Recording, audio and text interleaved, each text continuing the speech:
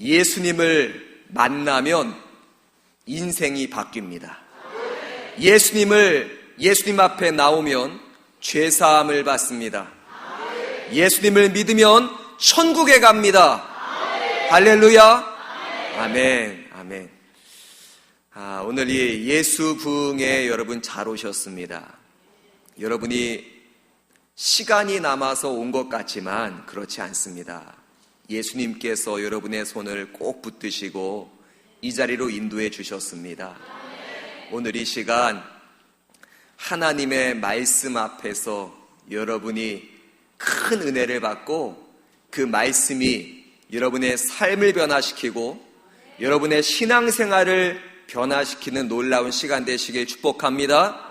아멘. 저는 지금 군목으로 있습니다. 군대 안에서 많은 우리 장병들을 대상으로 이렇게 목회를 하고 있습니다. 여러분이 이렇게 부흥회를 할 수 있다는 것 자체가 얼마나 큰 복입니까? 군대는요, 여러분, 부흥회를 하고 싶어도 참 제약이 많아요. 저녁에 이렇게 모일 수 있는 시간도 많지 않고 또 얼마나 군대가 바쁘게 이렇게 지나갑니까? 근데 여러분은 이렇게 이 저녁에 은혜롭게 모여서 찬양도 부르고 예수님이 누구신지도 알고 예수님을 바라볼 수 있다는 것 자체가 어마어마한 축복입니다. 할렐루야. 아멘. 아멘. 오늘 말씀 같이 한번 보겠습니다. 우리 말씀 띄워주세요. 자, 우리 함께 읽겠습니다. 시작. 애통하는 자는 복이 있나니 그들이 위로를 받을 것이미요. 아멘. 예수님께서 애통한 자가 복이 있다고 하십니다. 그리고 위로를 받는다고 하십니다. 여러분, 애통이란 무엇입니까? 애통은 굉장히 슬픈 것, 굉장히 힘든 것이 바로 애통이죠. 어떤 사람은 돈이 없어서 애통해 합니다. 어떤 사람은 건강이 없어서 애통해 합니다. 어떤 사람은 사랑하는 애인과 헤어져서 애통해 합니다. 수많은 애통이 있어요. 애통이 없는 사람이 없습니다. 위로는 무엇입니까? 위로는 오늘 말씀의 단어에 보면 초청하다, 가까이 부르다 라는 뜻을 가지고 있습니다. 실제로 사람들은 위로받고 싶으면 사람들을 많이 초청해서 그들과 가까이 있고 자신의 이야기를 들어줄 수 있는 사람을 찾아가서 그들과 함께 있습니다. 그런데 여러분, 애통이 있다고 해서 무조건 위로받는 것은 아닙니다. 애통과 위로가 연결되어 있는 것 같아 보이지만 애통과 위로는 단절되어서 별개처럼 살아가는 것이 현대인들의 가슴 아픈 모습이죠. 오늘 말씀에서 예수님은 애통하는 자가 복이 있다라고 말합니다. 여러분, 인간은 누구든지 애통이라는 단어조차 피하고 싶어 합니다. 여러분 중에 애통을 좋아하는 분 계세요? 아무도 안 계시죠? 저도 싫어요. 애통이 복이 있다는 말은 동서고금에도 없는 말입니다. 마치 이 말은 뭐와 같냐면 저주가 축복이다라는 말처럼 아주 이상하고 아주 황당한 말이에요. 그렇다면 여러분, 이 말씀을 들었던, 실제로 이 말씀을 예수님께 들었던 유대인들은 애통에 대해서 어떠한 의미를 가지고 들었을까요? 자, 오늘 한번 말씀 볼까요? 예레미야 애가 2장 5절 말씀입니다. 우리 같이 한번 읽겠습니다. 시작. 주께서 원수같이 되어 삼키셨으며 그 모든 궁궐들을 삼키셨고 견고한 성들을 무너뜨리사 딸 유다의 근심과 애통을 더하셨도다. 아멘. 주께서 원수같이 되어서 애통을 더하셨다. 한마디로 애통한 자는 유대인들에게는 하나님과 원수된 자입니다.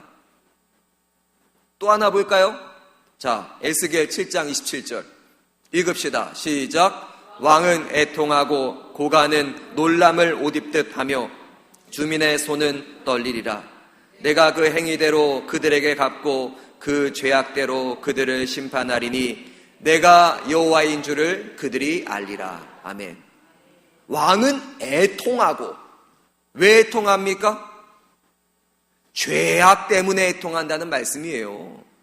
한마디로 말하면 유대인들에게는 애통은 하나님과 원수된 자, 그리고 죄악 가운데 있는 자가 애통하는 자입니다. 그렇다면 유대인들에게 있어서 위로는 누가 받을까요? 위로는 의인이 받습니다. 철저하게 자신이 의로운 자가 위로받는다는 것이 유대인들의 생각이에요. 유대인들은 위로받기 위해서 무엇을 합니까? 스스로 율법과 계명을 열심히 지키는 척하는 거죠. 못 지켜요. 지키는 척해서 의롭게 되려고 노력했어요. 의로운 자가 위로를 받는다고 생각했습니다. 그래서 오늘 본문 말씀 다시 한번 띄워주시겠어요? 자, 오늘 본문 마태복음 5장 4절.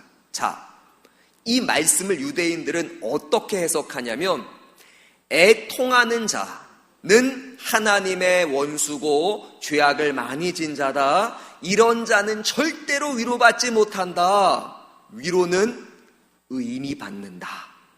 이게 유대인들의 해석입니다.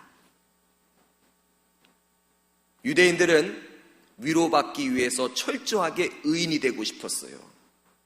애통해하는 자, 죄악으로 인해서 슬퍼하는 자는 절대 위로받지 못하고 다 지옥으로 간다고 생각했습니다. 그런데 예수님께서는 왜 애통한 자가 복이 있고 위로를 받는다고 말씀하십니까? 하나님께서 인간을 창조하시고 나서 인간의 마음을 이렇게 창조하셨어요. 처음 창조된 아담과 하와는 로봇처럼 창조된 것이 아니었습니다.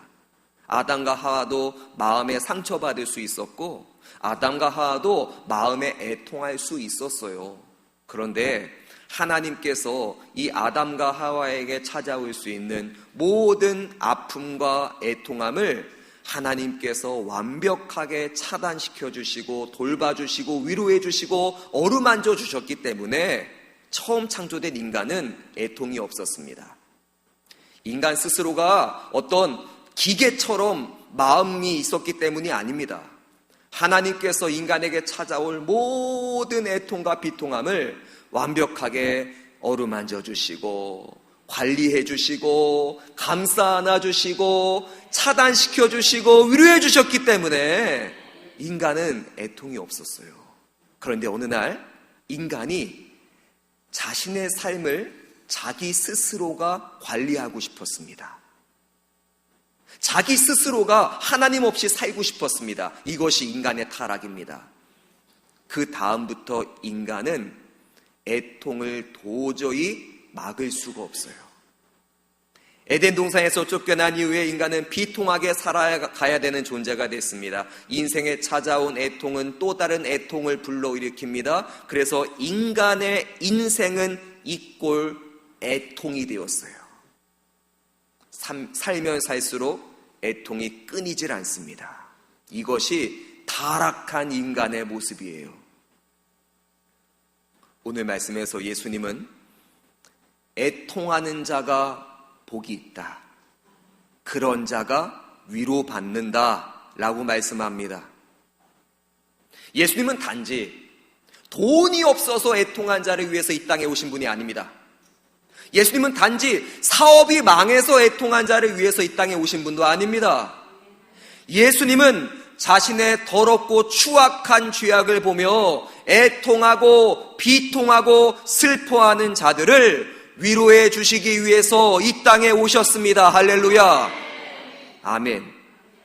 자신의 죄악의 추악한 행위로 말미암아 깊은 곳에 있는 더럽고 악한 그 죄성으로 인해서 탄식하고 애통하고 비통하는 자들을 위해서 이 땅에 내려와서 그들의 눈물을 닦아주시고 그들을 위로해 주시기 위해서 오셨어요. 자신의 의로운 행위에 취해서 나는 깨끗합니다, 나는 의롭습니다 하는 자를 위해서 이 땅에 오지 않았습니다. 예수님은 철저하게 자신의 죄악을 바라보면서 애통하고 통회하는 자들을 위해서 이 땅에 오셨어요. 그 당시에 바리새인들과 서기관들은 스스로의 종교적인 행위로 스스로 위로하고 스스로의 종교적인 행위로 스스로 만족했어요. 그런 자를 위해서 예수님이 오신 것이 아닙니다. 자신의 깊은 죄악을 바라보면서 슬피 울며 자신의 깊은 추악한 죄악 때문에 애통하고 슬퍼하고 눈물 흘리는 자를 위해서 이 땅에 오신 분이 예수님이십니다. 오늘 본문의 말씀은 바로 그래서 예수님이 누구신지에 대한 말씀이에요. 예수님은 더럽고 추악한 죄인을 위로해 주시기 위해서 오셨어요. 삭개오라는 자는, 이 삭개오 아시죠? 이 삭개오의 이름은 깨끗한 자, 순전한 자라는 이름의 뜻을 가지고 있습니다. 그런데 삭개오는 실제로 깨끗한 자가 아니었어요. 그는 세리의 장으로서 로마에 바쳐져야 될 세금을 자신이 더 많이 착취하는 자, 그래서 아주 흡혈귀처럼 사람들에게 죄인이라고 손가락질 받는 아주 악한 자였습니다. 이러한 자인데, 그래서 그는 돈은 많았지만 늘 자신의 죄악으로 인해서 고통 가운데 몸부림쳤어요. 그러던 어느 날 예수님께서 삭개오에게 찾아오신 겁니다. 삭개오의 집에 들어가셔서 그를 만나주셨어요. 삭개오는 아무 노력도 하지 않았지만 예수님께서 찾아오시고 그 예수님의 눈빛, 그 예수님의 표정, 그 예수님의 말투로 인해서 세상이 줄 수 없는 가장 큰 평안을 얻고 용서함을 받았습니다. 간음하다가 붙잡힌 여인이 있었어요. 이 여인은 모세의 율법에 의하면 돌로 쳐서 죽여야 되는 그러한 여인이었어요. 그래서 유대인들이 다 돌을 들고 서 있습니다. 그리고 그 간음한 여인은 앞에 있고, 그리고 예수님이 거기 계셨어요.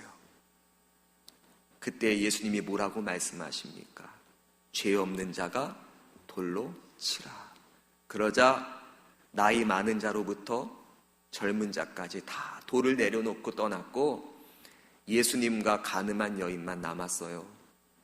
예수님이 그 여인에게 말씀하십니다. 나도 너를 정죄하지 않는다.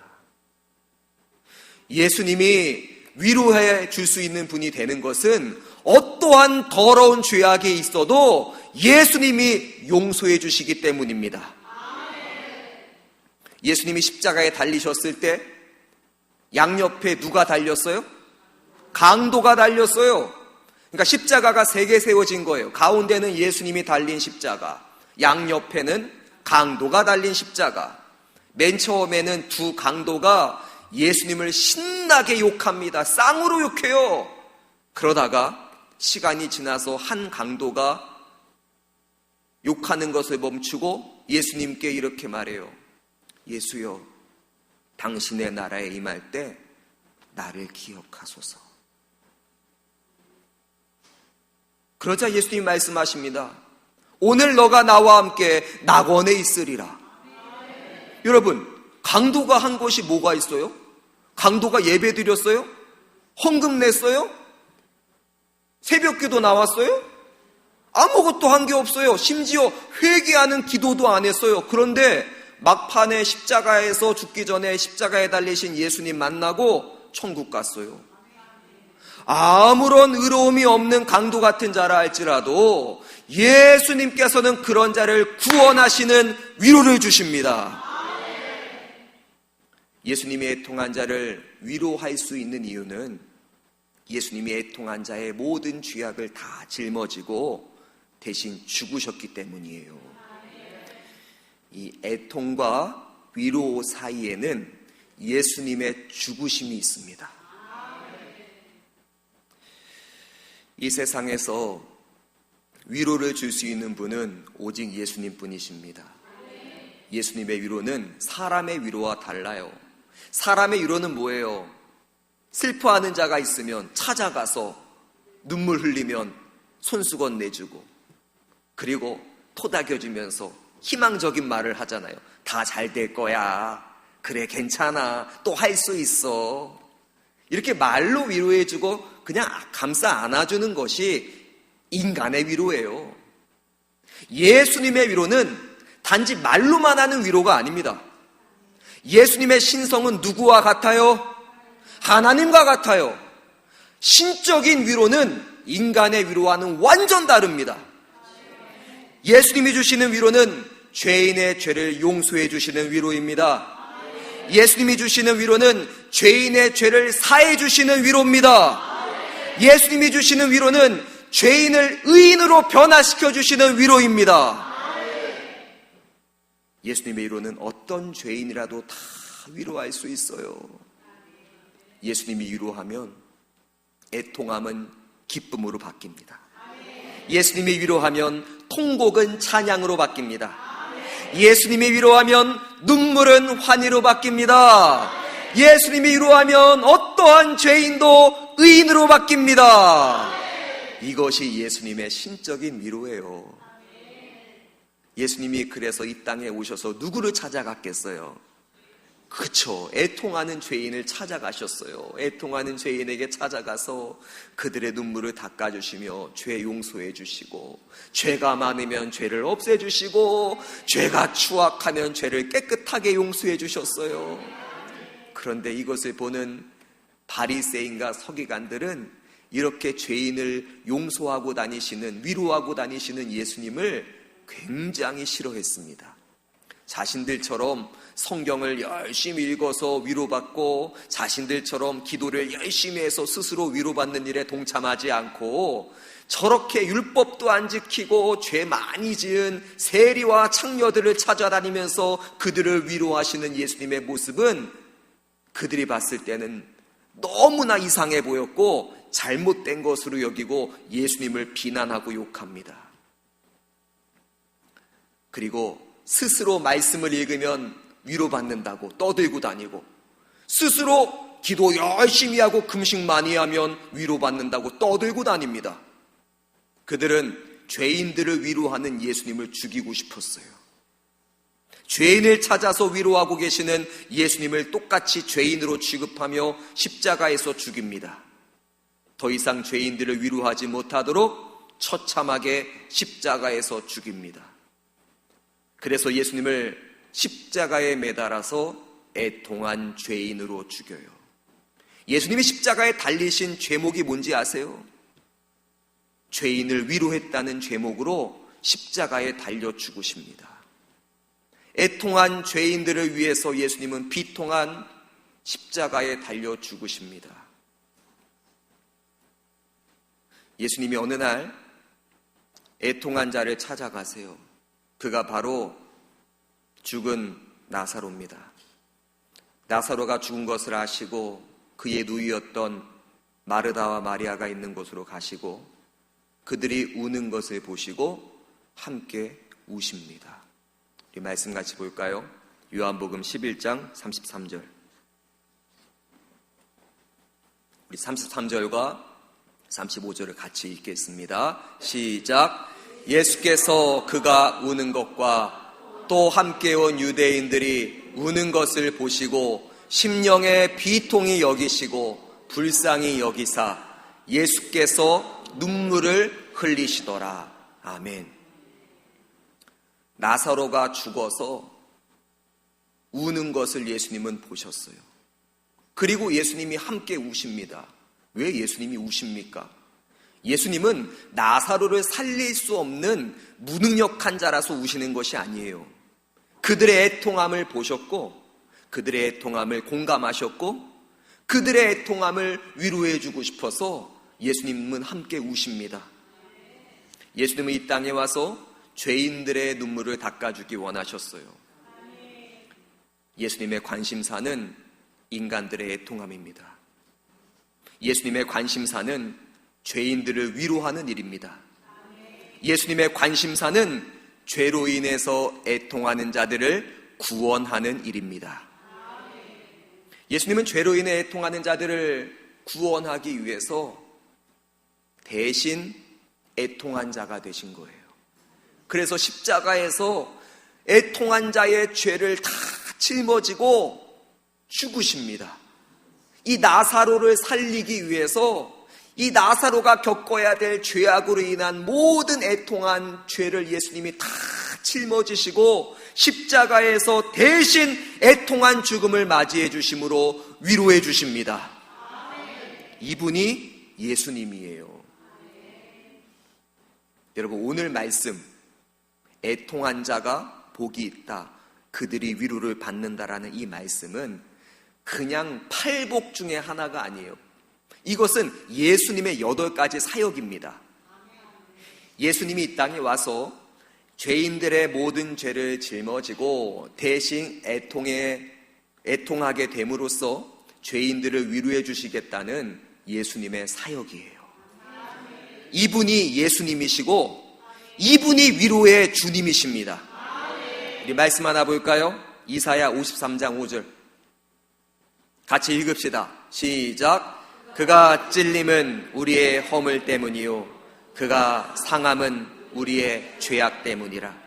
그가 징계를 받음으로 우리는 평화를 누리고 그가 채찍에 맞음으로 우리는 나음을 받았도다. 아멘. 그가 찔림은 우리의 허물 때문이에요. 그가 상함은 우리의 죄악 때문에 상하신 거예요. 예수님이 징계를 받음으로 우리는 평화를 누려요. 예수님이 채찍에 맞음으로 우리는 나음을 받습니다. 이것이 예수님의 놀라운 위로예요. 원래는요, 여러분, 우리가 채찍 맞아야 되고 우리가 죽어야 돼요. 우리가 저주받아야 돼요. 그런데 예수님께서 대신 저주받으시고 대신 채찍 맞으시고 대신 죽으심으로 우리를 위로해 주십니다. 이것이 바로 복음이고 이것이 바로 진리이고 이분이 바로 예수님이시고 이분이 바로 위로의 예수님이십니다. 아멘. 여러분, 예수님의 위로는 누가 받을 수 있을까요? 아무나 다 받나요? 그렇지 않습니다. 애통하는 자가 받아요. 자신이 의롭다고 내가 깨끗하다고 하는 자는 절대로 하나님의 위로가 임하지 않습니다. 스스로 기뻐하고 스스로 만족하고 스스로 의로운 체하고 살아가는 자는 예수님이 주시는 위로는 받지 못해요. 예수님의 위로는 죄악으로 인해서 애통하는 자가 받아요. 예수님의 위로는 내가 얼마나 추악하고 더러운 죄인인지를 알고 애통하는 자가 받아요. 예수님의 위로는 자신이 주님 앞에서 얼마나 부족하고 얼마나 연약하고 얼마나 천한 자인지 아는 자가 바로 예수님의 위로를 받습니다. 내가 의인이라고 착각하는 자는, 잘 들으세요, 내가 깨끗하다고 하는 자는 사람의 위로는 받을 수 있어요. 예수님의 위로 못 받습니다. 그런데 내가 죄인임을 고백하고 내가 하나님 앞에서 지옥 가야 마땅한 죄인이라고 애통하는 자는 예수님의 위로를 받는데, 그 위로는 사람의 위로와는 비교할 수 없는 천국의 위로를 받습니다. 인간은 타락하고 나서 삶 자체가 애통이에요. 근데 그 애통에서 벗어날 길이 없습니다. 모든 것이 다 애통함과 비통과 눈물의 연속이에요. 그것이 타락한 인간의 인생이에요. 그런데 아무리 애통한다 한들 인간은 스스로 구원에 이를 수 없어요. 그때 하나님 아버지께서 누구를 보내주셨어요? 그렇죠. 역시 우리 성지교회 성도님들은 예수로 충만하세요. 예수님을 그때 하나님 아버지께서 보내주셔서 그 예수님 앞에 나와서 무엇을 애통하는 자? 자신의 죄를 애통하는 자는 예수님께서 놀라운 위로를 허락하시고 지옥이 아니라 천국으로 가게 되는 놀라운 역사를 베풀어 주셨습니다. 이것이 하나님 아버지의 사랑이에요. 오늘 말씀에서 이 말씀을 듣던 유대 백성들은 원래 삶이 애통한 줄만 알았어요. 그들의 삶은 원래 애통하게 태어나서 애통하게 죽는 줄만 알았어요. 그런데 어느 날 예수님을 만난 거예요. 예수님의 설교는 바리새인의 설교와 완전 달랐습니다. 바리새인의 설교는 뭐였냐면 이거였어요. 너희들이 죄가 많아서 애통하다. 너희들은 하나님의 원수가 됐다. 그래서 너희들은 그 애통한 삶을 살다가 하나님께 버림받고 영원한 지옥에 간다. 이게 바리새인들이 했던 설교였어요. 이미 죄악으로 인해서 애통하다고 하면서 한 번 죽였는데 너희들은 애통한 자로 살면서 하나님께 저주받고 천국까지 못한다라고 2번 죽였어요. 바리새인의 설교는 유대인들을 2번 죽이는 설교였어요. 그런데 예수님께서 설교하시는 거예요, 이번에는. 근데 그 예수님의 설교는 이런 거였어요. 너희들이 죄가 많아도 애통한다 할지라도 내가 너희를 위해서 대신 죽는다. 그래서 너희들이 아무리 애통할지라도 내가 천국의 위로를 주어서 너희들을 구원한다. 이게 예수님의 설교였어요. 아무리 죄가 많아도, 아무리 추악한 인생을 살았어도, 그래서 눈물 흘리고 애통한다 할지라도 예수님께서 그 애통함을 대신 짊어지고 죽으시기 때문에 어떠한 자도 예수님을 만나면 구원받고 천국 간다는 설교가 예수님의 설교였어요. 유대인들은 이 예수님의 설교를 듣고 나서 자신의 귀를 의심했습니다. 지금까지 위로는 의인처럼 살아가는 바리새인과 서기관, 율법사와 제사장들의 전유물인 줄만 알았어요. 그런데 이제 예수님의 설교를 들은 거예요. 예수님의 설교는 그들에게 정말 복음이었어요. 나같이 더러운 자가, 나같이 애통할 수밖에 없는 더러운 자가 예수님 때문에 위로받고 천국 간다는 이 말씀은 그들이 펑펑 울면서 예수님을 찬양할 수밖에 없는 말씀이었습니다. 그들은 예수님의 말씀을 듣고 그 자리에서 떠나지 않았어요. 밤이 되도록 예수님을 찬양하고 예수님의 이름을 높이며 손뼉을 치며 발을 구르며 그들은 예수님을 찬양했습니다. 사랑하는 여러분, 현대인들은 2 부류가 있어요. 첫 번째 부류는 애통함을 피하는 사람들. 2번째 부류는 애통함을 더 원하는 사람들도 있어요. 자, 첫 번째 부류, 애통함을 피하는 부류는 그렇다고 쳐요. 대부분 다 애통함을 피하고 싶잖아요. 근데 2번째 부류가 문제예요. 이 사람들은 애통함을 더 원하는 사람들이에요. 뭐냐면 이것은 내가 더 많이 애통하면 내가 더 많은 위로를 받을 수 있겠다라고 사람의 수준으로 생각하는 사람들입니다. 이것은 정확히 천주교 신학이에요. 천주교 신학이 여러분 뭐냐면 내가 스스로 막 애통해하고 고통스러워하면서 위로와 기쁨을 쟁취하겠다라는 신학이 천주교 신학입니다. 그래서 천주교는 그래서 수도원에 들어가요. 거기서 뭐 해요? 금식하고, 그렇죠? 고행하고 자신을 채찍으로 때리면서 노동하고 그것을 아주 진지하게 합니다. 왜 그래요? 그들의 신학 자체는 내가 애통해야지만 위로가 얻어진다라는 인간 중심의 생각으로 하는 거예요. 그래서 결혼해요, 안 해요, 사제들이? 결혼도 안 해요. 금식을 밥 먹듯이 하고요. 산속에 들어가서 그렇게 사는 거예요. 얼마나 비참해요. 철저하게 인간 스스로가 의롭게 되면 절대로 하나님의 위로는 받지 못합니다. 인간 중심의 애통과 위로는 더 큰 고통만 줍니다. 예수님을 못 만나면 인생은 비통함과 애통함의 악순환이에요. 그러나 여러분, 예수님을 만나면 예수님이 주시는 위로는 천국의 위로예요. 내가 어떤 애통함을 막 하기 때문에 위로함을 주시는 것이 아닙니다. 그냥 내가 아무것도 할 수 없어서, 나에게는 아무것도 능력이 없어서 그저 주님, 내가 죄인입니다. 내가 더럽고 추악한 죄인입니다라고 그냥 그렇게 애통하며 엎드리면 주님께서 찾아오셔서 위로를 선물로 주시는 거예요. 이게 기독교의 은혜입니다. 은혜. 나는 아무것도 할 수 없어요. 그래서 그냥 주님 앞에 내 죄를 감싸 안고 울면 주님이 어떻게 하세요? 찾아와서 내가 널 위해 죽었다. 내가 널 위해 죽고 부활했다. 내가 너를 천국의 위로를 주기 원한다라고 하시는 분이 예수님이세요. 여러분, 제가 천주교 신학에 빠진 자였어요. 저는 어떤 일을 할 때 쉽게 할 수 있는데 일부러 어렵게 했어요. 왜요? 그쵸, 위로받고 하나님의 기쁨을 많이 얻고 싶어서 쉽게 할 수 있는데 어렵게 하는 거예요.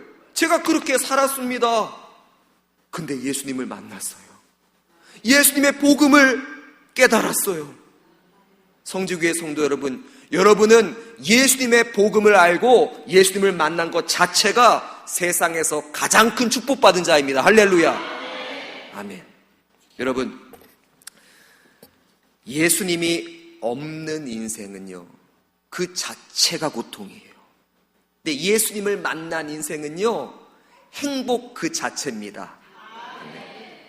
이런 예수님을 거부하면 그 사람은 스스로 열심히 애통하다가 애통의 인생을 계속적으로 살다가 영원히 지옥 가지만, 여러분처럼 예수님을 정확히 만나고 예수 복음을 정확히 아는 자들은 이 세상에 어떠한 애통이 찾아와도 예수 그리스도의 위로가 워낙 크기 때문에 여러분의 삶은 누구도 흔들 수 없고 여러분은 천국으로 가는 가장 복된 인생입니다. 우리 사랑하는 우리 성지교회에 모인 성도 여러분, 성도의 진정한 애통과 위로는 예수로부터 시작하고 예수로 완성됩니다. 여러분이 애통해야 될 것은 돈이 없어서 애통한 것이 아닙니다. 자식이 좋은 대학 못 가서 애통한 것이 아닙니다. 여러분이 진정으로 애통해야 될 것은 내가 예수님을 모르고 어떻게 이렇게 술술 나오세요, 답변이? 내가 예수님을 모르고 내가 예수님 앞에 나아가지 못하는 이 추악한 죄악 때문에 애통하셔야 돼요. 베드로가 예수님을 3년 동안 쫓아다녔잖아요. 3년 동안 예수님과 함께 먹고 마시고 함께 자고 함께 돌아다니고 얼마나 큰 복을 받았습니까? 근데 이 예수님이 잡히시고 나서 끌려가시죠. 끌려가서 고문당하시고 두 눈을 가린 채로 주먹으로 맞고 침뱉음 당하고 발길로 차이고, 그때에 베드로가 몰래 와서 그곳에 있었잖아요. 그때 옆에 있던 여종 하나가 당신 예수님의 제자라고 말했을 때 베드로가 나는 예수님을 모른다라고 예수님을 부인하고 저주하고 맹세했어요. 그때에 예수님의 눈빛과 딱 마주쳤어요. 퉁퉁 부어있는 예수님의 눈, 사람들에게 고문당하고 침뱉음 당한 그 예수님의 눈과 마주쳤을 때 베드로는 그 자리에서 통곡하면서 뛰쳐나갑니다. 예수님은 그 눈빛을 통해서 베드로를 정죄한 것이 아니라 베드로에게 위로해 주셨어요. 그래서 베드로는 뛰쳐나가서 자신의 죄악을 애통해합니다.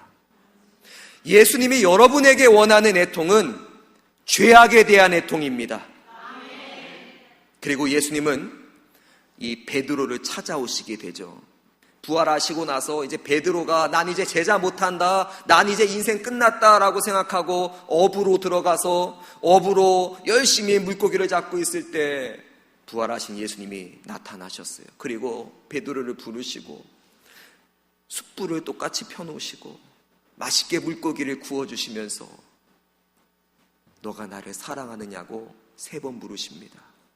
3번 부인한 베드로에게 3번 나를 사랑하느냐고 물으시면서 베드로를 완벽하게 위로해 주세요. 여러분이 주님 앞에 죄악으로 인해서 애통하고 엎드려 있으면 예수님이 여러분을 찾아와서 세상이 알 수도 없는, 세상이 줄 수도 없는 위로를 허락해 주십니다. 성도란 아무리 더럽고 추악한 자라 할지라도 영원히 위로받는 자입니다. 예수님은 성도들이 감당해야 될 모든 죄악을 대신 감당해 주셨어요. 성도는 예수님이 대신 죽음으로써 모든 죄악이 사함받고 위로받는 자들입니다.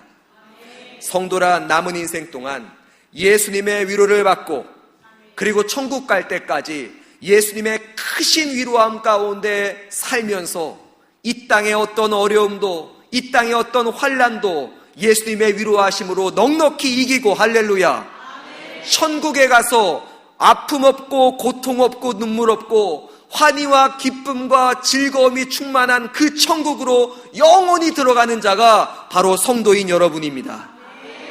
아멘. 여러분, 우리는 정확히 알아야 될 것이 또 하나 있어요. 여러분, 내가 죄악으로 인해서 막 애통하면 예수님이 어쩔 수 없이 위로해 주시는 것이 아니에요. 이것도 인간적인 생각입니다. 천주교 신학이에요. 내가 열심히 죄악으로 인해서 애통하면 예수님이 어쩔 수 없이 나를 위로해 주시겠지? 예수님도 마지못해 나를 위로해 주시겠지? 정확하게 인간 중심의 천주교 신학입니다. 여러분, 한 끗 차이예요. 보세요. 내가 열심히 죄악으로 인해서 애통해서 위로를 따낸다. 나는 아무것도 할 수 없어서 그저 내 죄로 인해서 애통하고 엎드리면 주님이 위로를 주신다. 한 끗 차이예요. 그런데 이것이 천주교와 기독교를 가르고 지옥과 천국을 가릅니다. 여러분, 우리는 위로를 따내기 위해서 억지로 애통하는 자가 아니에요. 내가 주님 앞에서 아무것도 할 수 없는 죄인임을 고백하고 주님 앞에 나오면 주님은 여러분에게 위로를 선물로, 은혜로 주세요. 우리 말씀 하나 볼까요? 이사야 61장 3절. 자, 같이 읽겠습니다. 시작. 무릇 시온에서 슬퍼하는 자에게 화관을 주어 그 죄를 대신하며 기쁨 기름으로 그 슬픔을 대신하며 찬송의 옷으로 그 근심을 대신하시고 그들이 의의 나무 곧 여호와께서 심으신 그 영광을 나타낼 자라 일컬음을 받게 하려 하심이라. 아멘. 자, 말씀 계속 띄워주세요. 자, 이 말씀 보십시오. 슬퍼하는 자에게 화관을 주어 죄를 대신하고, 죄 대신 화관을 주시는 분이 예수님이에요. 슬픔 대신 기쁨을 주시고 근심 대신 찬송을 주시는 영광스러운 예수님에 대해서 예표하고 있는 이사야 말씀입니다. 여러분, 우리는 누리고 예수님은 애통해 하시고, 우리는 기뻐하고 예수님은 비통해 하시고, 우리는 노래를 부르고 예수님은 신음을 토하시고, 우리는 위로받고 예수님은 매맞고, 우리는 복을 받고 예수님은 십자가에서 저주받고 죽임당하셨습니다. 우리가 위로받는 것은 예수님의 죽으심 때문이에요. 그래서 우리는 그 날 위해서 죽으심을 영원히 찬양하고 또 찬양하고 영원히 찬송해야 합니다. 아멘. 여러분, 사도 바울 아시죠? 사도 바울이 사역 초기에는 자신을 뭐라고 소개했냐면, 혹시 아세요? 예. 자신을 사도 중에 작은 자라고 표현했어요. 인생 중반기는요, 성도 중에 작은 자. 자, 이젠 사도 바울의 인생 말년, 예수 계시로 가장 충만했던 말년에는 뭐라고 고백했어요?